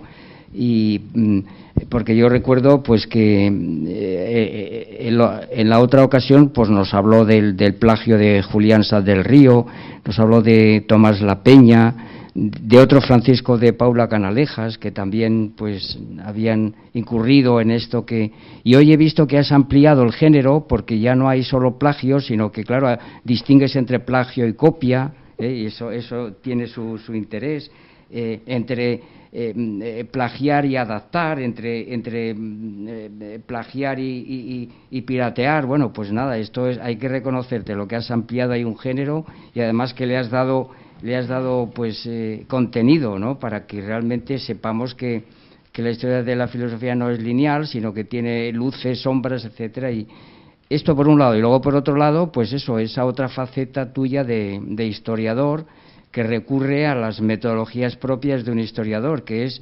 no dar nada por sentado, sino se investiga y pues se toma, por ejemplo, pues eso, si existen sustratos, reliquias, esto que llamamos nosotros el verum ex factum, ¿no? Para poder determinar pues si hay partida de nacimiento, de función, etcétera, claro, porque si no, ¿de qué estamos hablando aquí? Y eso también, cosa que no han hecho otros historiadores, colegas tuyos, ¿verdad?, que se han dedicado a esto y se han tragado el asunto. Claro, pues tú has... Esto por un lado, ¿no? Este reconocimiento, creo que añadamos a esto lo que le escuchamos en otra lección a Raúl Angulo, que también hablaba pues de plagios de los manuales de estética aquí o sea que tenemos este género. Bueno, y yo ahora pues le quisiera hacer dos preguntas a Gustavo.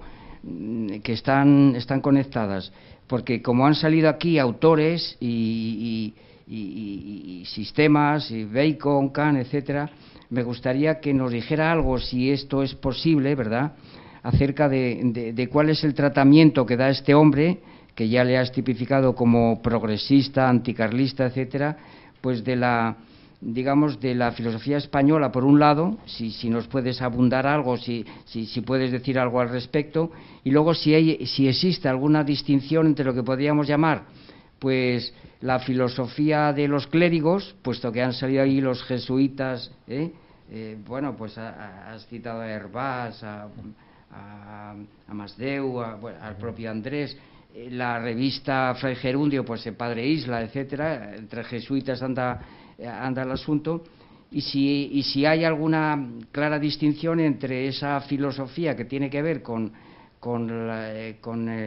el mester de clerecía, con el clérigo, ¿verdad?, y hay una contraposición con la filosofía laica o la filosofía no hecha por clérigos. Estas es las dos cuestiones que te pediría. Bueno, vamos a ver. En primer lugar, recordarte que prácticamente todo lo que está aquí publicado lo escribió un jesuita, que era Juan Andrés, con lo cual no...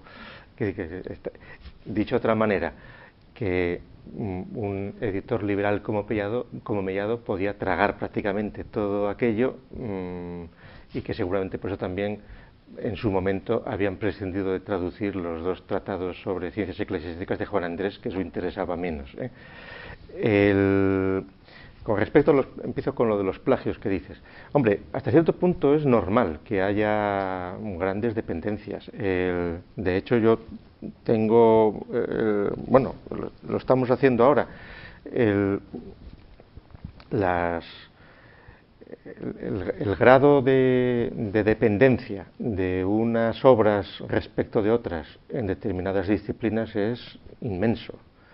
Y en las historias de la filosofía es total, al punto de que, por ejemplo, la historia de la filosofía de Fray Ceferino González, que hubo 2 ediciones en el siglo XIX, que ahora hemos publicado nosotros el tomo 2 y 3 y que pronto saldrá el tomo 1 y 4 y lo hemos puesto en internet y tal, si lo hemos hecho fundamentalmente, pues al margen de recordar a Fray Ceferino, para tener los textos digitalizados y corregidos para poder compulsarlos con otras ediciones ulteriores, porque yo tengo la impresión, y por catas que hemos hecho, en algunos casos lo reconocen los propios autores, que tengo la impresión de que la historia de la filosofía de Fray Ceferino, por ejemplo, está disuelta en la mayor parte de las historias de la filosofía publicadas, manuales de principios del siglo XIX,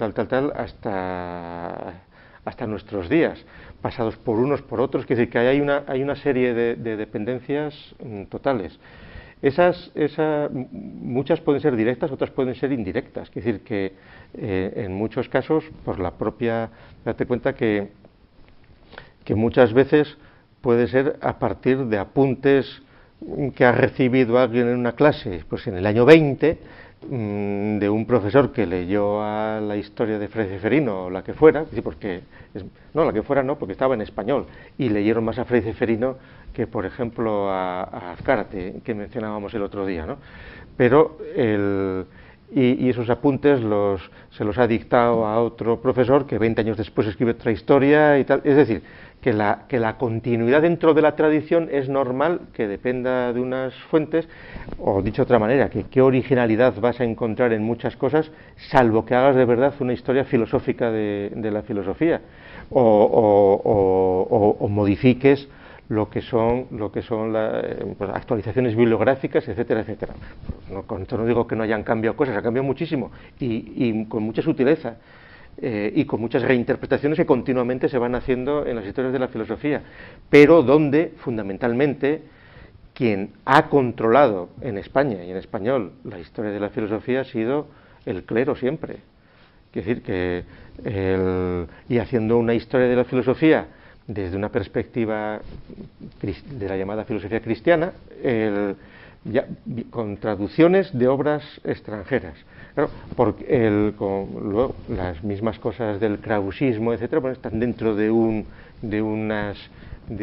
quítame aquí estas pajas teológicas que luego ya se irán salvando pasando el tiempo. Pero luego, como decíamos el otro día, es decir, fue Zubiri el catedrático de Historia de la Filosofía, luego la influencia que tuvo en la historia de la filosofía de Julián Marías es muy notable, claro. Entonces Julián Marías es una perspectiva católica también, etcétera, y esa es la perspectiva que ha ido dominando en temas, en asuntos, etcétera, etcétera, a una escala muy grande. Y entonces, y ahí seguramente en algunos autores, en algunos temas sí que se puede hacer un seguimiento puntual de influencias o de no influencias. Sin duda, en los tiempos presentes esas cosas han cambiado mucho y la erudición ha aumentado muchísimo y se han introducido un montón de otras cuestiones, pero en lo que tiene del carácter interpretativo ideológico, seguramente las distancias son menores de lo que pudiera parecer. No hay que olvidar, que creo que el otro día lo mencioné solo de pasada, pero que se da la circunstancia de que las otras grandes historias de la filosofía ideológicas hechas en el siglo XX, que es la historia de la filosofía hecha por los soviéticos, desde la perspectiva del Diamat, las traducciones, por ejemplo, al español fueron hechas por dos autores españoles, uno el hermano de Laín Entralgo, y que los tomos aquellos del DIN y aquellas cosas, y fueron traducidas curiosamente en Madrid en tiempos de Franco. Es decir, que esa es una de las paradojas, eso es una cosa curiosa y que descubrí hace un par de años, porque quienes hacen, por ejemplo, la historia, los historiadores de la traducción que han estudiado a José Laín Entralgo, al hermano de Pedro Laín Entralgo, procuran obviar la traducción de textos políticos y histórico-filosóficos. Pero claro, es que los tomos aquellos famosos publicados el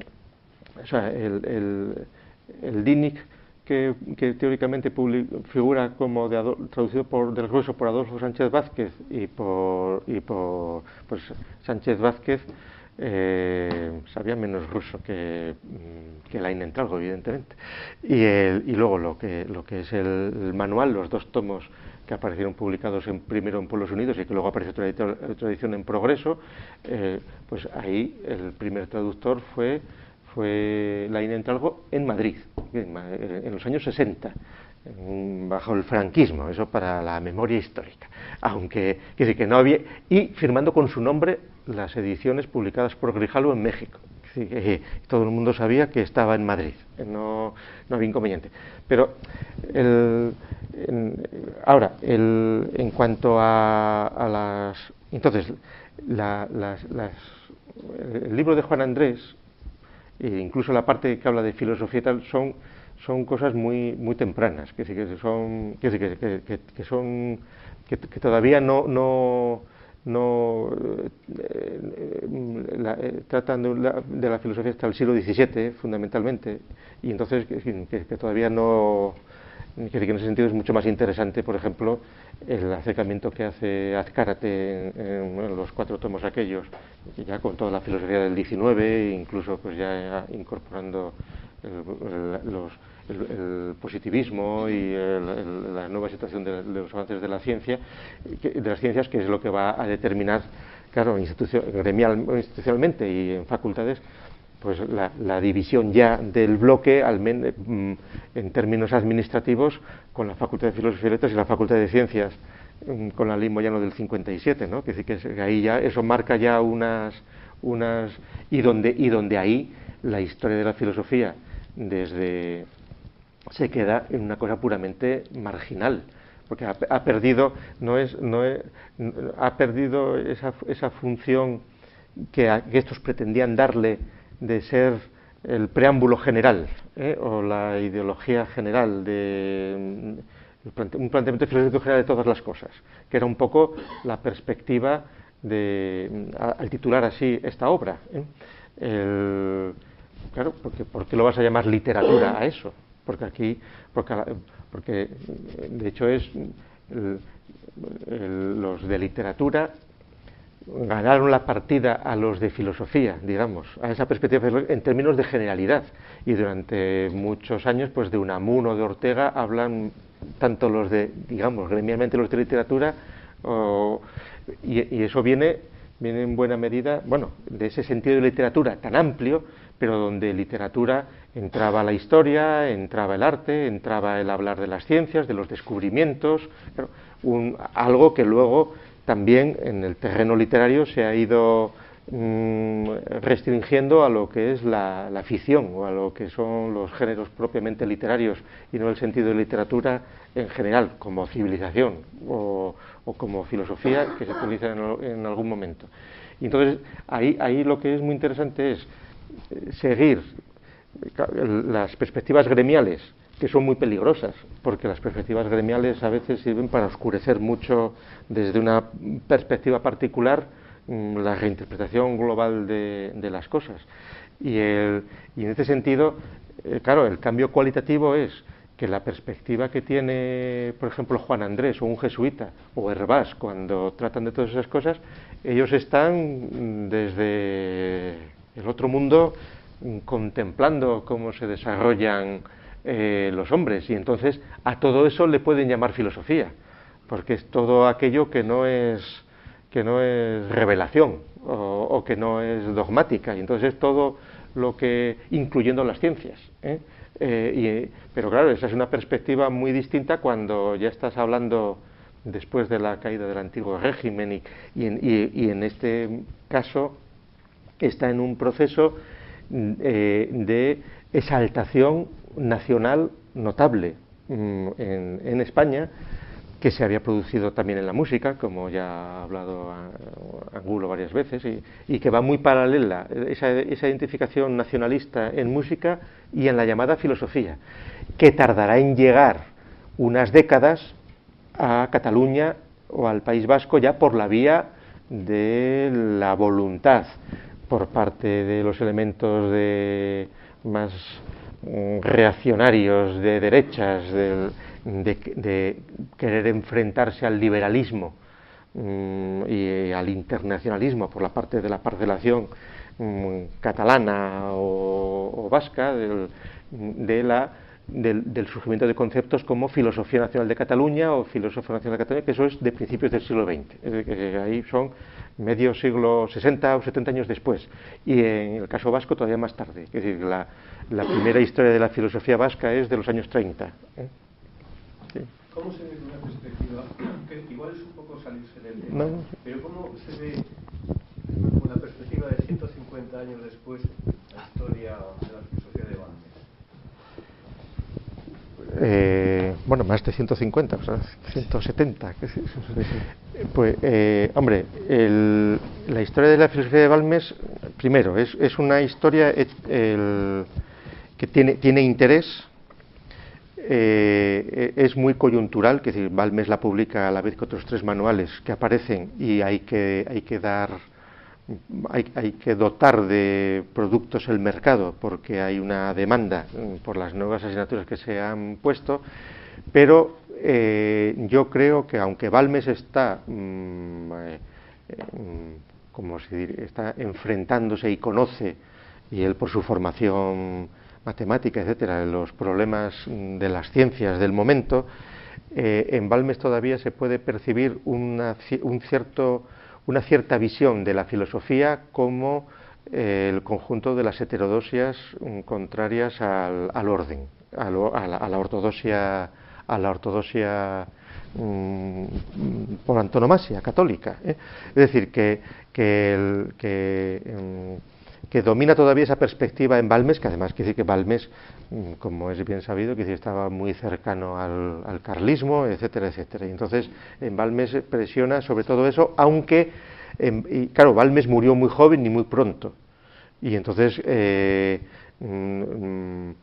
tampoco, es decir, que hay que juzgar por lo que dejó escrito y por los textos que tenemos. Y entonces, mi impresión al leer al Balmes en Historia de la Filosofía siempre es esa, es decir, que hay un cambio cualitativo entre Balmes, por ejemplo, y Ceferino González. Y Ceferino González ya es una historia, primero, que ha habido otras historias por el intermedio, pero que ha pasado ya el Concilio Vaticano I, que la ortodoxia católica ha decidido no tenerle miedo a la filosofía, sino incorporarse a ella. Es decir, ya no, la filosofía no es de ser la filosofía.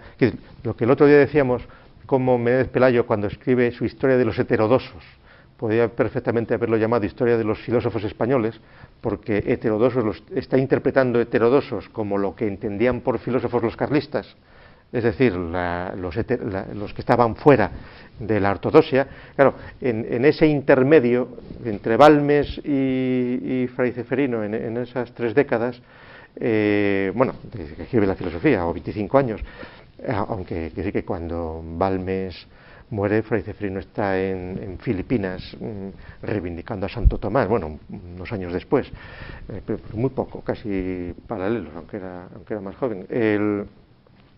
Que en esos años ha avanzado mucho la consolidación del concepto de filosofía cristiana, la crisis que supuso el Concilio Vaticano I y la conciencia de que no se podía mantener la Iglesia al margen del desarrollo de las ciencias, que tenía que entrar de lleno ahí, tanto en el terreno científico como en el terreno político y social. Es decir, toda la necesidad de lo que luego será la acción católica, claro, como único, porque los enemigos no era solo el avance de las ciencias, pero unido a ello el avance de la internacional, el manifiesto comunista del 48, el anarquismo, el marxismo, que frente a todas estas cuestiones, ahí no se puede mantener al margen. Y entonces, hombre, ahí lo divertido es como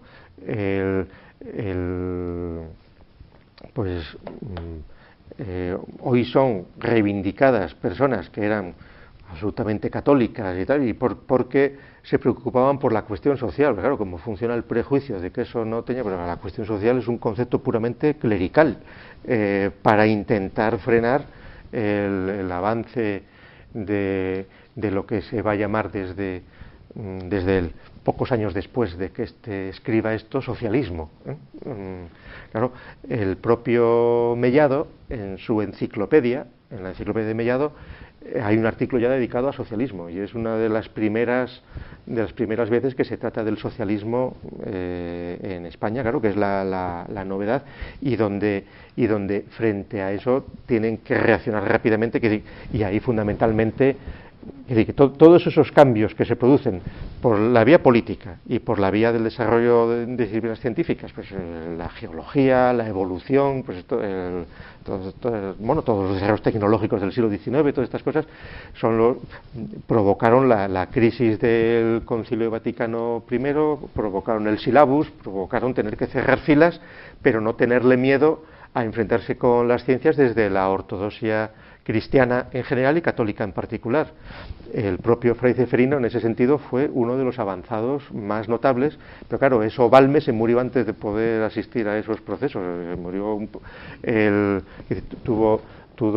Tuvo más visión de lo que venía el marqués de Valdegamas, pero también Donoso murió muy pronto. Pero, por ejemplo, los dominicos, y ahí Fray Ceferino concretamente, fueron de los que impulsan contra los principales enemigos de la Iglesia, que eran los arqueólogos, los historiadores de la Biblia, claro, protestantes o orientalistas, ilustrados, pues dicen, no, como nosotros por fe sabemos que tenemos razón, no tenemos que tener ningún temor a meternos de lleno en la arqueología, en las ciencias y tal. Ya vendrá luego otro a decir que los 6 días de la creación eran 6 épocas, o ya esos ajustes ya se harán después, con los conflictos consiguientes de intentar articular el relato bíblico con todos los avances del siglo XIX. En ese sentido, por ejemplo, Fray Ceferino, donde sí su obra última, La Biblia y la Ciencia, por ejemplo, sí que es una obra que por caridad es mejor no mirar para ella, porque claro, ahí tienen unas discusiones totalmente extravagantes sobre, qué sé yo, lo del diluvio antropológico, cosas así. Es decir, cuando... Pero un momento, sí. ¿no había habido ya una separación desde Galileo entre lo que el filósofo... Ay, perdón. Sí. No, perdón. Es que, claro, Sí. no conozco todo eso que estás comentando, pero me llama la atención que parece que hasta incluso el Vaticano I y tiempos más recientes, que parece que la Iglesia tenía aún el concepto de unión entre teología y ciencia. Yo pensé, pensé que desde Galileo, pues que ya se había separado un poco claramente la metodología experimental, diríamos, de lo que es la teología. No, vamos a ver. Eso es una reinterpretación positiva que no es ajustada. Es decir, mira, te pongo un ejemplo. Cuando, por ejemplo, el Concilio de Trento obliga a, recuerda que es obligatoria la confesión anual auricular de todos los católicos, que teóricamente ya venía desde el siglo XIII, pero que no se cumplía. Y entonces tienen la necesidad de crear un cuerpo de confesores y eso plantea problemas nuevos porque hay que razonar por qué se prohíben unas cosas y otras no. Entonces, ahí las discusiones que tienen los confesores a la hora de determinar determinados asuntos están totalmente a la última del avance de las ciencias, particularmente de la medicina. Te estoy hablando a finales del siglo XVI. Y entonces, y no hay que olvidar que buena parte de los principales científicos son clérigos y clérigos católicos. Es decir, que eso es una reconstrucción positivista ulterior, en buena medida. Es decir, que Newton no daba mayor importancia a lo que había hecho en cuestiones astronómicas o tal. A lo que él daba importancia era sus proyectos de unión de las iglesias y cosas así. Es decir, que era donde lo otro, al fin y al cabo, Newton lo único que había hecho era describir la obra de Dios. Es decir, que los derechos de autor eran de Dios. Él se había dado cuenta de cómo funcionaba la armonía del universo. Sí que pues, le daba la importancia que tenía. Es a posteriori cuando se exagera la importancia de Newton, ya pues con una voluntad también mucho... en ese sentido ahí uno de los principales responsables de esa leyenda negra contra la Iglesia es Draper. Draper, en su famosa obra Historia de los conflictos entre la religión y la ciencia, Draper era un físico norteamericano importante en la historia de la fotografía, que decidió escribir una historia de Europa y el preámbulo era la historia de los conflictos entre la religión y la ciencia. Entonces eso es una historia maniquea hecha por un creyente protestante, donde el mal de todo ha sido la religión, pero particularmente la católica. Y entonces, pues, como la leyenda negra antiespañola, la leyenda negra anticatólica. Claro, pero eso no encaja con todos los nombres y con todas las circunstancias. Entonces, por ejemplo, porque lo que se distinguía muy bien desde Santo Tomás era lo que era la filosofía natural o la teología natural de la teología dogmática. Una cosa era la dogmática, bien de la Biblia, bien de las fuentes que había que reconocer como dogmáticas, de los concilios, de los papas, de lo que fuera, que eso era el dogma. Mientras que, paralelamente, estaba todo aquello que los hombres tenían que alcanzar con la razón natural, con sus propias fuerzas, y de ahí las 5 vías, etcétera, etcétera. Entonces, a partir de ahí, todos los conocimientos que se van teniendo en el desarrollo científico son necesarios. Por ejemplo, en el siglo XVI, en el ejemplo que te decía antes de los confesores, ahí se plantean racionalmente por qué, y eso lo plantea un jesuita de Córdoba, Tomás Sánchez, que escribe 3 infolios sobre el matrimonio.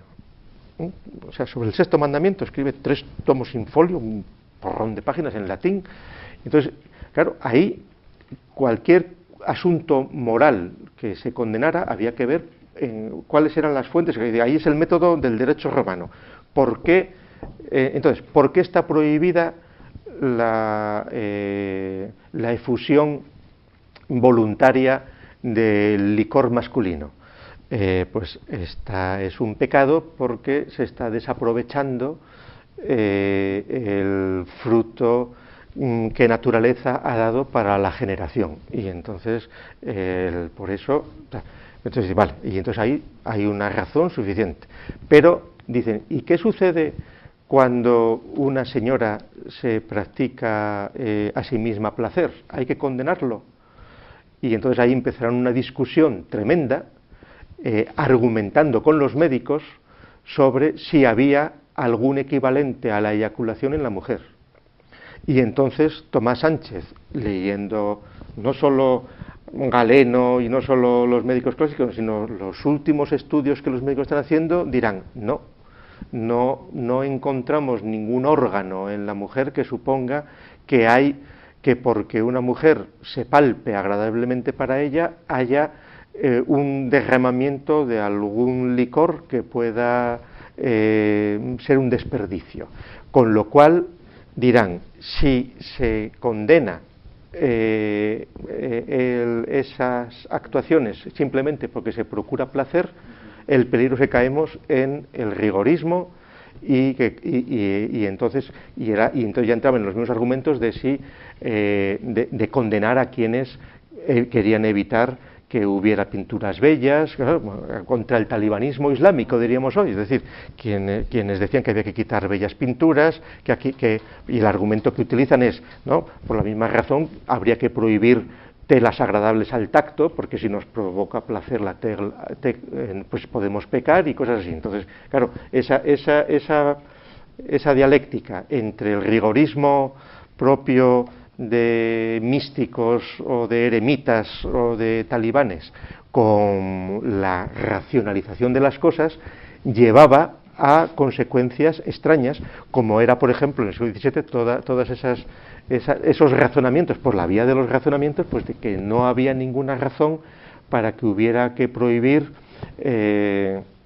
los bailes o que un sacerdote besara a una feligresa, aunque decía, hombre, siempre que no haya conmoción de la carne o que no haya peligro de ir a mayores o cosas así. Pero en muchos casos es argumentando con lo que decían las disciplinas científicas. Y en el caso de la famosa eyaculación femenina, esa es una polémica que se mantiene hoy y que tiene sus orígenes en esas discusiones morales. Pues es interesante, aunque lo que voy a comentar no viene en todo el discurso que has hecho, lo que voy a decir ahora no viene a cuento, o sea que no es como una réplica, pero que yo sepa que no tengo un mayor interés, pero sí que hay información, si quieres un día lo miramos, de que el coito provoca la ovulación, sí, o sea, a lo mejor no como en la cosa del hombre, pero como lo has dicho tú, que no, así en general. Yo no he dicho nada. No, buen hombre. Yo he dicho que en el siglo XVI eso sí, hombre, sí. Por supuesto, decían que no se derrochaba nada cuando una señora se palpaba. Que ya lo sé, pero quiero decir que a propósito de esto, como una cosa cultural, que yo eso lo tengo aquí en el archivo casi del inconsciente, pero ya que se comenta eso así, que igual está dentro de ese conocimiento, pues yo mismo me he inquietado porque yo tengo información de que sí, que el coito y por lo tanto, pues supongo que la estimulación que provoca la ovulación, pero lo miramos. No, sí, pues sí puede ser. Pero es que pero como científico te tiene que interesar. Eso hay que decírselo al Papa Francisco para que proceda en consecuencia y condene esa procacidad de nuestros días. Pero que te interesa también.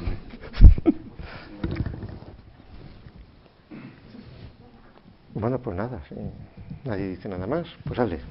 Hasta luego.